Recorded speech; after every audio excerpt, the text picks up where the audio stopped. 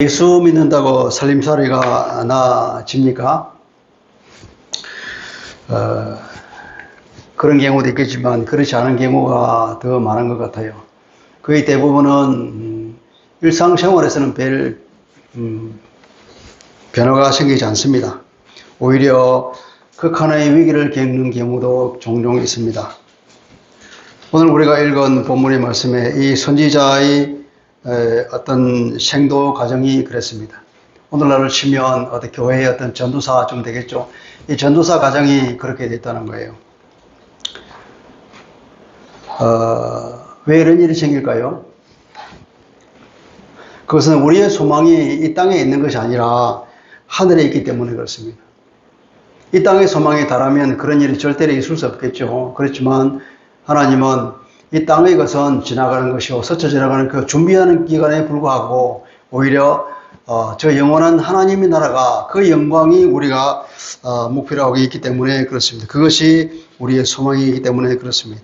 그런데 이 왜 역경이 오는가 하는 것을 우리가 생각해 볼 수 있겠죠.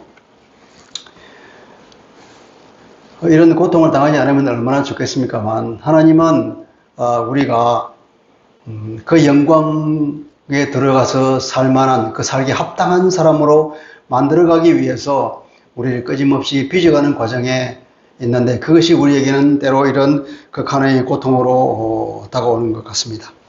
그래서 우리는 이런 역경이 오더라도 믿음으로 순종하고 그것을 끝까지 이겨내야 할 줄 믿습니다. 그래서 이런 고난이나 이 역경을 대하는 태도가 우리에게 중요하죠. 그런 일이 오더라도 우리가 하나님을 원망하거나 불평하지 않고 항상 믿음 가운데 하나님을 더 신뢰하고 그분을 더 의지해야 될 것입니다. 그것이 우리가 신앙생활의 어떤 과정이고 발전이기 때문에 그렇죠.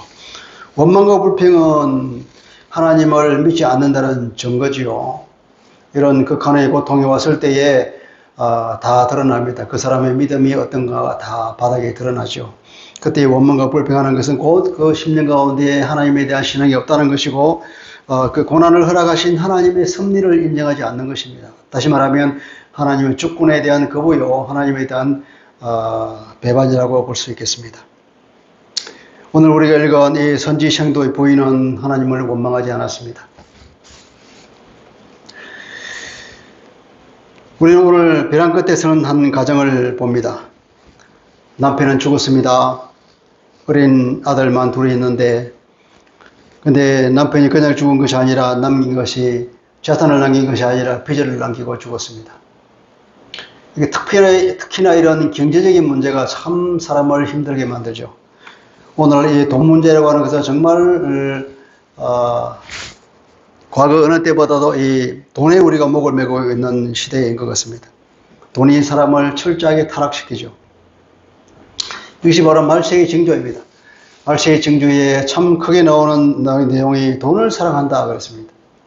하나님을 사랑하는 것이 아니라 자기를 사랑하고 돈을 사랑하고 오늘처럼 만몬이 온 세상을 지배한 때가 없었습니다. 돈만 준다면 무슨 일이라도 하겠다는 사람이 매우 많은 시대입니다. 돈 앞에 윤리가 다 무너지고 있습니다. 친구를 배신하고 친구 간에 의리도 없고 부모 형제도 없습니다. 형제 간에 의리도 없고 부모 자식 간의 천륜도 끊어버리는 것이 돈입니다. 그러니 돈 문제 때문에 얼마나 가정이 쉽게 이혼하는지 모르겠습니다. 탐욕의 시대입니다. 이것은 바로 자족을 몰라서 그런 거죠. 탐욕이 죄를 짓게 만들고 죄가 사망을 가져옵니다. 그래서 우리는 무엇보다도 자족을 배울 줄 알아야 됩니다. 이렇게 오히려 만몬이 이렇게 득세하는 이 시대일수록 우리는 자족할 줄 배워야 돼요. 있는 것으로 만족할 줄 알아야 된단 말이에요. 더 많은 것을 요구하고 없는 것을 억지로 얻으려고 할 때 그때 우리는 온갖 죄에 떨어지게 되는 것이죠. 우리가 자족할 수 없을 정도로 어려운 상황에 처하면 우리가 어떻게 해야 되겠습니까? 하나님께 당연히 달라고 기도해야 됩니다. 우리 아버지잖아요.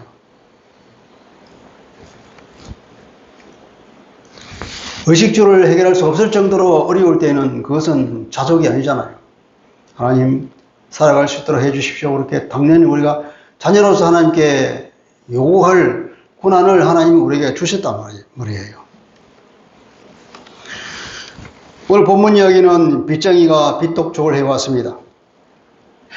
아무리 독촉해도 빚을 상환할 가능성이 없는 걸 보고 이제 마지막으로 두 아들을 종으로 데려가겠다는 얘기까지 나왔는가 봅니다. 오늘날로 치면은 강제 집행을 하겠다는 얘기죠. 이 연애가 얼마나 힘들었겠습니까? 이것은 바로 어느 한 개인이 해결할 수 없는 문제예요. 이 선지자 부인이 감당할 수 없는 상황이란 말이에요. 이 선지생도의 부인, 오늘날로 치면 이게 이 전도사 부인이 해결할 수 없는 문제예요. 이런 어려움에 봉착할 때에 당신은 어떻게 합니까? 여러분은 어떻게 합니까? 경험스럽게도 오늘날 많은 경우에는 이런 경우야 자살로 막아는 경우가 너무 많아요. 이런 어려움에 올 때 그것을 뚫고 나가지 못하고 그것을 견디지 못하고 그냥 참 스스로 무너져 버린다 이 말이에요. 그래서 바로 또 생명을 함부로 대하는 이 시대를 우리가 보게 돼요. 생명을 함부로 대하는 하나님께서 얼마나 생명을 중하게 여기는지 성경을 보면 전부 다 이 생명에 대한 존중으로 가득 차 있습니다. 그럼에도 불구하고 우리는 이 생명을 함부로 여기고 그래서 남을 쉽게 죽이고 남을 죽일 뿐 아니라 자기의 생명도 쉽게 포기하는 시대가 됐다 이 말이에요. 정말로 말세입니다.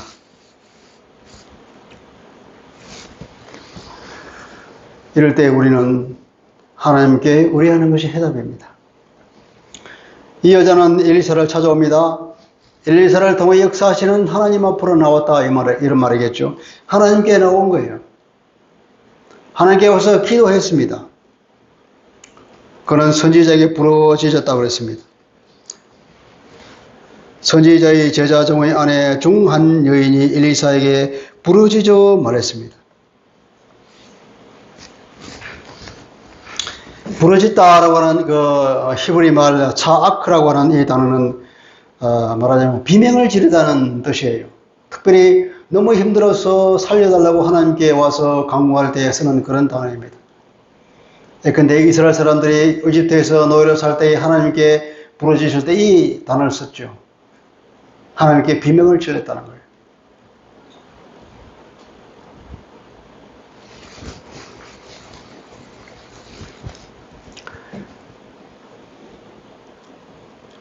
자기의 어려운 사정을 온 힘을 다해 하나님께 구하는 것입니다. 우리의 기도가 이래야 할 줄 믿습니다. 우리는 하나님 앞에 우리의 마음을 다 토설할 수 있습니다. 비명을 질러야 합니다.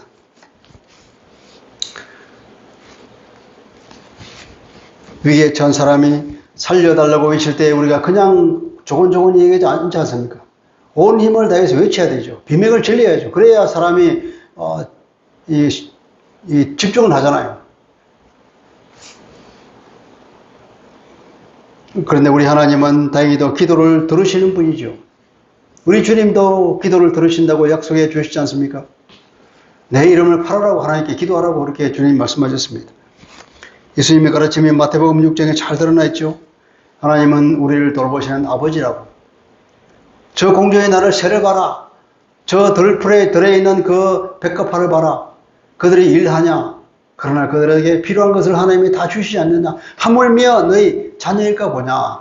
주님이 그렇게 우리에게 가르쳐 주셨습니다.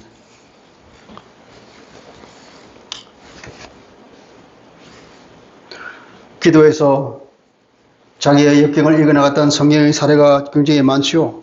욥을 보십시오. 그런 어려움이 왔음에도 불구하고 자기의 재산과 자녀가 다 날아가 버리고 스스로에도 온 악창이 번져서 정말 그냥 있을 수 없는 상황이 됐음에도 불구하고 그는 하나님을 원망하지 않았습니다.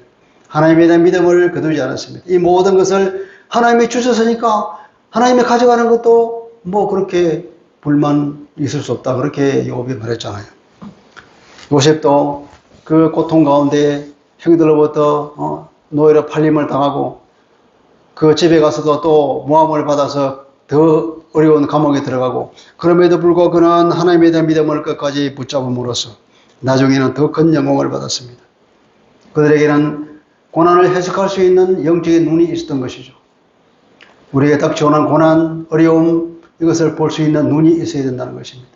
이것이 하나님께서 나를 죽이기 위해서 오는 것이 아니라 나를 더 연단치고 더 단단하게 만들어서 더 신실한 하나님의 자녀로 이끌기 위한 하나님의 사랑의 손길이라는 것을 우리가 알 때, 그것을 볼 수 있는 그 고난 뒤에 숨어있는 하나님의 손길을 볼 때 영적인 눈이 있을 때 우리는 이 고난을 해석할 수 있는 눈이 열리고, 그러면 그 고난을 능히 이길 수 있는 내적인 힘이 생길 수 있다는 것을 우리가 믿습니다.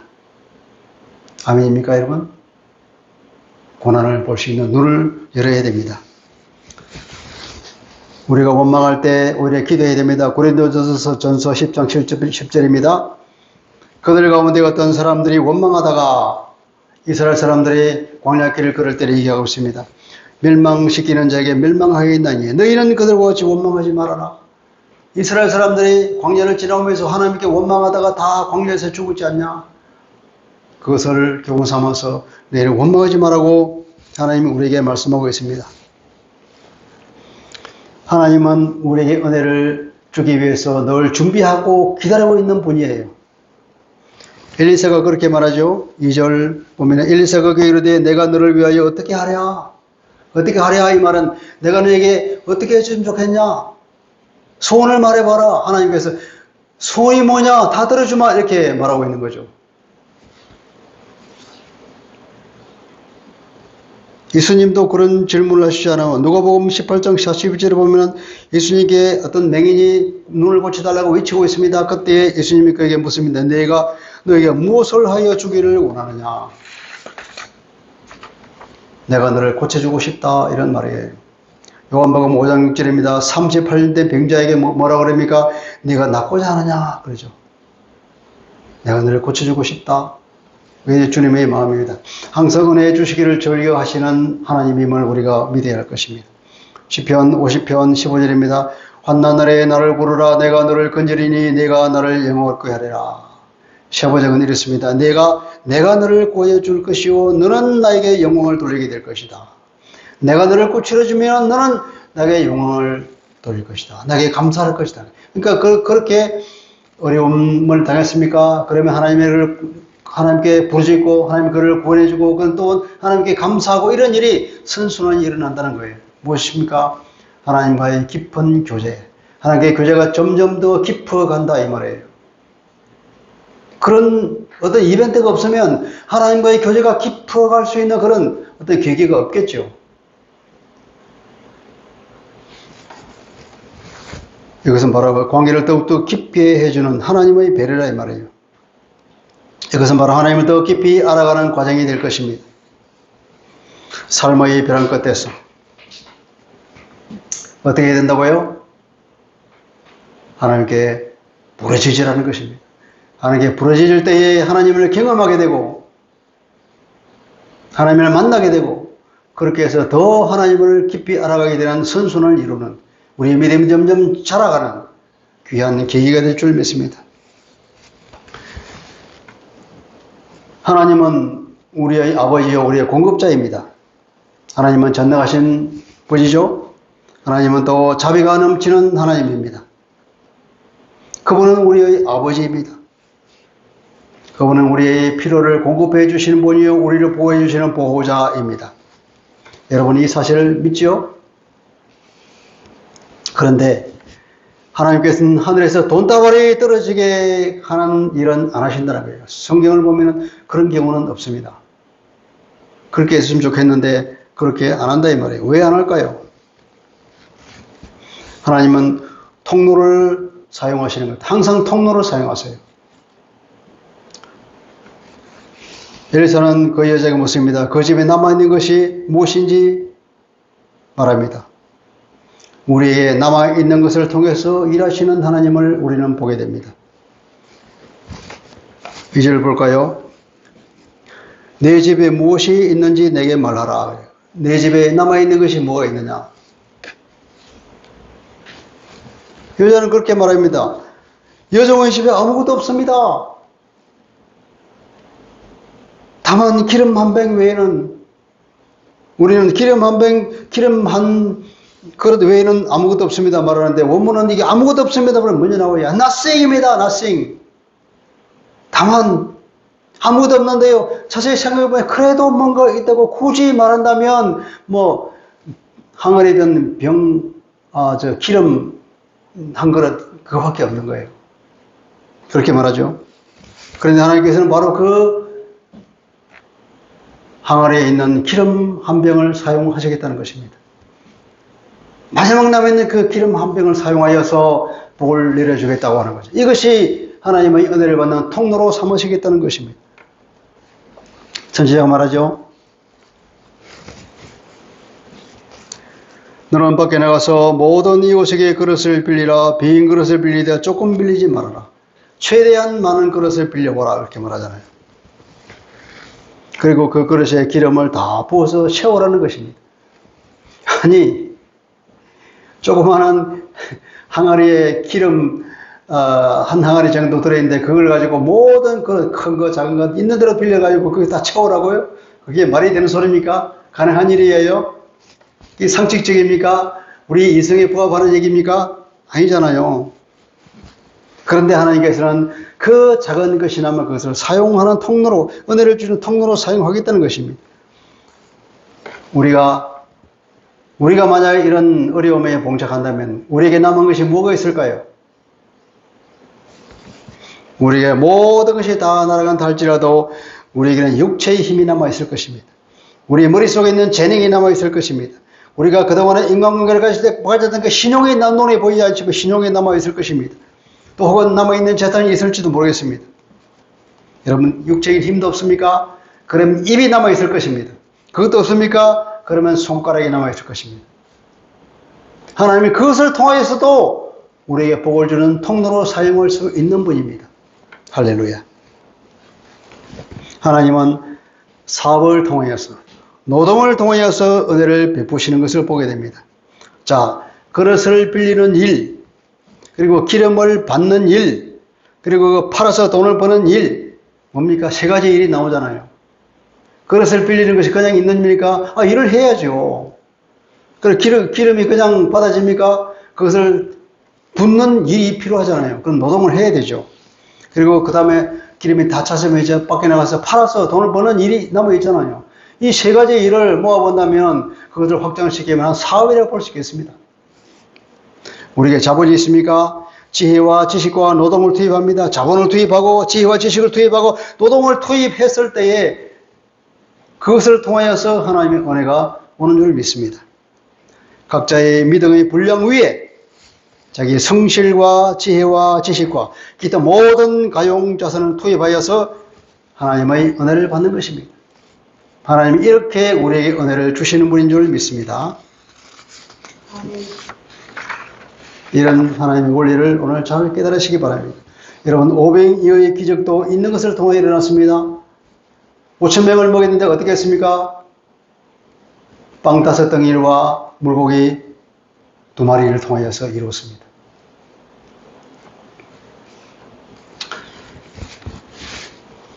아까 그 많은 그릇을 빌려서 한 항아리에 들어있는 기름을 계속 부으라고 했는데 불가능한 일이잖아요. 있을 수 없는 일이잖아요. 그러나 이 여자는 그 말에 순종했습니다. 하나님의 은혜는 순종을 통하여서, 바로 믿음을 통하여서 오는 줄 믿습니다. 이런 하나님의 방법은 인간의 한계를 초월합니다. 하나님의 은혜는 항상 우리의 상식과 이성을 초월하죠. 우리가 하나님을 그러한 우리의 이성과 우리의 상식에 묶어두면 결코 하나님의 은혜를 맛보지 못하죠. 하나님은 전능하신 분이기 때문에 인간의 한계에 우리가 묶어두는 그 생각을 우리가 버려야 되죠. 하나님의 일하시는 방법은 한계가 없습니다. 모세에게 말했습니다. 반석을 쳐서 물을 내라고 명령했습니다. 이게 가능한 일입니까? 그런데 모세가 반석을 막대기로 쳤습니다. 그랬더니 물이 솟아나왔습니다. 엘리야가 사라와 가보를 만나서 말했습니다. 나에게 빵 하나를 구워달라고. 사라와 가보는 마지막 한 움큼 남은 이 밀가루를 가지고 이제 마지막 빵을 구워서 내 아들과 함께 먹고 죽으려고 한다고. 그런데 그 얘기를 듣고도 엘리야는 그 마지막 남은 것을 나를 위해서 먼저 빵을 구워주고 다음에 네가 구워 먹으라고 그렇게 말합니다. 그게 있을 수 있는 얘기입니까? 그렇지만 이 여자는 그 말에 순종했더니 기적을 경험했습니다.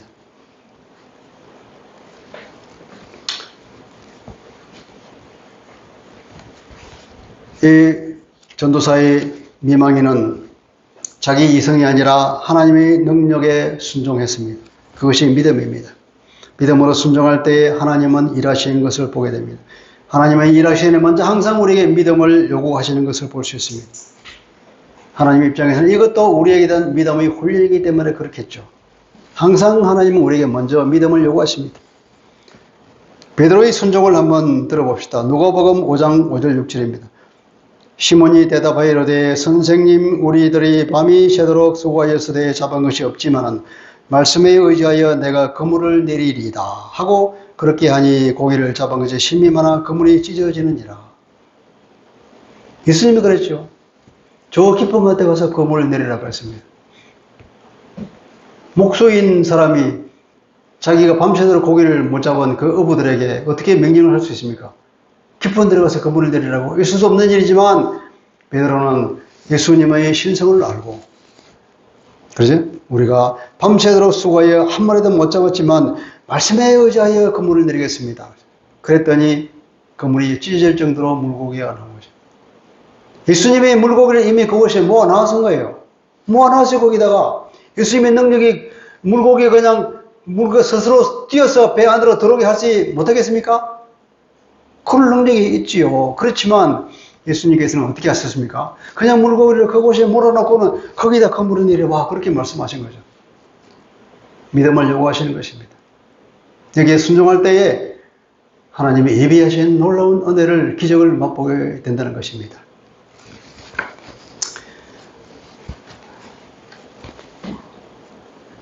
이 여자는 모든 그릇을 다 채웁니다. 다 준비한 모든 그릇에 기름을 다 채워나니까 기름이 이제 딱 떨어졌습니다. 그릇의 개수는 이 사람의 믿음의 분량이라고 볼 수 있겠습니다. 적게 빌렸으면 적게 받을 것이요. 많이 빌렸으면 기름을 많이 받았을 것입니다. 우리가 받는 은혜의 분량은 하나님의 능력의 분량에 따라 받는 것이 아니고 하나님이 우리에게 베푸시는 그 자비의 분량에 따라 받는 것이 아니라 바로 내 믿음의 분량에 따라서 받는 줄 믿습니다. 하나님의 능력과 하나님의 자비는 무한하십니다. 오직 그것을 제한하는 것은 우리의 믿음뿐입니다. 우리의 믿음이 얼마나 크냐에 따라서 그 크기에 따라서 은혜를 받는 분량이 달라질 것입니다. 우리의 작은 믿음에도 불구하고 하나님은 그 믿음에 항상 넘치도록 또 부어주시잖아요. 7절입니다. 그 여인이 하나님의 사람에게 나아가서 말하니 그가 이르되 너는 가서 기름을 팔아 빚을 갚고 남은 것으로 너와 네 두 아들이 생활하라. 빚을 갚고 생활하기까지 넉넉하게 부어주셨습니다. 그런데 이 여인이 선지자에게 찾아가서 뭐라고 말했을까요? 무슨 말을 하기 위해서 찾아갔을까요? 하나님의 은혜의 기적이 맛보았다고 말했겠죠. 기적이 일어났습니다. 그것뿐이겠습니까? 아마 이 여자는 이것을 어떻게 처분할까요? 그 물으로 또 갔을 것입니다. 이 기름이 자기 소유가 아니라는 것을 알았습니다. 이것은 하나님이 주신 것이 내 능력으로 얻은 것이 아니라는 것을 이 사람은 인정했던 것입니다. 그래서 그 소유자인 하나님의 대리인인 선지자에게 찾아가서 물었겠죠. 이것을 어떻게 할까요? 믿음이 있는 사람은 그것이 하나님의 것임을 인정합니다. 그래서 그 처분도 하나님께 맡긴 것이라고 볼 수 있습니다. 이 여자는 선지자가 하나님께 나와서 울부짖으며 기도를 했는데 그것은 바로 자기 아들이 이제 강제집행을 당하여서 지금으로 치면 집이 날아가고 아들이 종으로 잡혀가서 그 빚을 갚을 때까지 종으로 살고 그 자기 노동으로 갚아야 하는 그런 상황에 처했을 때 그것이 너무나 다급해서 가서 기도를 했는데 오히려 그것보다 더 넘치게 그 빚을 다 갚아주었을 뿐 아니라 이제 그들이 살아갈 수 있는 일부의 돈도 마련할 수 있는 길이 열렸다 이 말이에요. 빚 갚는 것을 위해서 기도했는데 앞으로의 생활을 위해서까지도 하나님이 해결해 주셨습니다. 여러분, 앞으로의 생활에 필요한 돈이 얼마나 되겠습니까? 평생을 살려면 굉장히 많은 돈이 필요하겠죠. 여기서 아마 기름을 팔고 남은 기름을 팔아가지고 그 돈으로 빚을 갚고 일부 남았겠지만 그것이 그들의 평생의 생활비에 충당하지는 못했을 것입니다. 그들은 어떻게 살았을까요? 그 일부 그 돈이 떨어질 때까지 그들은 열심히 노동하고 일할 수 있는 상황을 마련 뒤에 그 돈이 떨어졌을 때도 아마 그 두 아들과 이 여자가 열심히 노동해서 자기 생활비를 벌었을 것입니다. 그 성실하게 이 사람들은 살았을 것입니다. 말씀을 정리해 보겠습니다. 우리가 삶의 벼락에 섰을 때 우리가 어떻게 될 것입니까? 하나님께 부르짖으며 우리의 필요를 요청해야 될 것입니다. 간절히 그리고 온 힘을 다해서 기도해야 합니다. 하나님은 우리의 공급자요 보호자이며 전능하신 분이지만 우리의 믿음을 먼저 요구하시고 기도하기를 바라십니다. 우리가 요청할 때에 그 준비한 은혜를 주시기를 절개하시는 분이라는 거예요. 우리가 기도를 할 때 그 기도를 기다렸다는 것의 적시로 은혜를 베푸실 줄 믿습니다. 그리고 그 은혜는 바로 하늘에서 떨어지는 것이 아니라 우리의 성실성과 우리의 노동을 통해서 이루어진다는 것도 우리는 배웠습니다. 하나님은 항상 은혜를 베푸실 때 통로를 사용하신다. 하늘에서 뚝 떨어지게 하지 않고 항상 어떤 통로를 사용하신다는 거예요. 내 믿음 위에 나의 남은 자원을 투입하고 성실히 일할 때에 하나님의 은혜가 우리에게 오는 줄 믿습니다. 그 응답은 바로 나의 믿음에 비례할 것이고 그러나 그것은 나의 믿음보다도 훨씬 넘치게 주시는 분임을 우리가 보았습니다. 여러분 경제적으로 자족의 한계를 벗어난 어려움이 있습니까? 부르짖어 우리가 기도합시다. 믿음의 분량을 크게 하여 구합시다. 시편 81편입니다. 나는 너를 애굽 땅에서 인도하여 낸 여호와 내 하나님이니 내 입을 크게 열라 내가 채우라. 입을 크게 열어라. 내가 다 채워주겠다. 그렇게 말해서나 내 백성이 내 소리를 듣지 아니하며 이스라엘이 나를 원하지 아니하였도다. 믿음이죠. 결국은 믿음이 부족하여서 믿음이 없었어. 믿음이 없어서 하나님께 구하지 않냐고. 하나님께 구하더라도 이 믿음이 작아서 적게 요구하고 하나님은 모든 것을 가지신 분입니다. 우리 하나님께 말씀하신 듯이 우리는 입을 크게 열고 우리가 원하는 만큼 넘치도록 요구하여서 우리가 우리의 생활에 충당할 뿐 아니라 더 많은 일을 할 수 있는 그런 사람이 됩시다. 우리가 은혜의 통로를 잘 분별하고 내게 있는 자원을 최대한 활용하고 성실히 노동하고 하나님이 부어주실 은혜를 기다립시다. 문제는 우리가 하나님이 우리에게 주시는 그 응답을 어떻게 들을 것인가 하는 거죠. 오늘 우리 여기서는 눈에 보이는 하나님을 찾아가서 그에게 부르짖기도 하고 그가 우리 귀에 들을 수 있는 말로 우리에게 말하는 그 그림을 우리에게 주었지만 오늘 우리에게는 이런 선지자가 없고 우리에게는 성령님이 우리 심령 가운데 계시죠. 우리는 성령님이 하시는 말씀을 들어야 된다는 거예요. 그것은 우리가 어떻게 듣습니까? 그 모든 하나님의 음성은 하나님의 응답은 상황을 통하여 오는 줄 믿습니다. 상황을 하나님이 주시는 음성으로 생각하고 그것을 들을 수 있는 귀, 그 상황을 믿음으로 볼 수 있는 눈을 우리가 키워야 되겠죠. 그런 믿음의 눈, 들을 수 있는 귀를 열고 상황을 해석할 수 있는 눈을 열어서 하나님의 응답을 받는, 넘치도록 은혜를 받는 하나님의 백성이 되기를 주님의 이름으로 축복합니다. 기도하겠습니다. 좋으신 아버지, 오늘은 구약에서 어떤 선지자의 생도의 가정, 정말 어려움에 처한 벼랑 끝에서 난 가정을 보게 됩니다. 그 미망인이 하나님의 사람에게 찾아와서 울부짖으며 자기의 어려운 사정을 하소연하였습니다. 하나님은 그 기도를 즉히 들으시고 응답하여 주셔서 넉넉한 은혜를 베풀어 주셨습니다. 그러나 그 은혜를 베푸실 때 하늘에서 그냥 돈이 떨어지게 하시지 않고 그가 할 수 있는 남아있는 자본을 활용하여서 최대한 자기의 노력과 믿음을 투입하여서 하나님이 은혜를 받는 통로를 통하여서 그에게 주신 것을 보게 됩니다. 그리고 그에게 넘치도록 주어서 그가 자기 아들들이 종으로 팔려나갈 그 막아달라고 화소연하였지만 그러나 하나님은 그 빚을 갚는 것을 넘어서서 더 많은 돈을 주어서 그들이 생활에 버틸 수 있는 은혜까지 주셨습니다. 그들은 그 생활비를 통하여서 생활하며 한편으로는 이제 미래를 준비하고 직장을 얻고 그 세 사람이 열심히 일하여서 아마 남은 생활을 성실히 살아갈 것을 그대로 추측됩니다. 우리도 이러한 성실한 사람 되게 하여 주시옵소서. 우리도 우리에게 최소한의 필요가 충족되지 아니할 때, 우리가 자족할 수 없는 상황에 처했을 때 부르짖어 하나님께 기도하며 우리의 상황을 통하여서 말씀하시는 주님의 음성을 듣고 그것에 순종하여서 우리가 성실하게 노력하여서 하나님이 주시는 그 통로를 통하여서 넘치는 은혜를 받는, 그래야 우리가 믿음이 더 자라는, 믿음이 훈련 가운데 들어가는, 그래야 하나님의 날마다 경험해 나가는 그러한 신실한 사람들이 될 수 있도록 주님 우리를 이끌어 주시옵소서. 감사하며 예수 그리스도 이름으로 기도합니다. 아멘.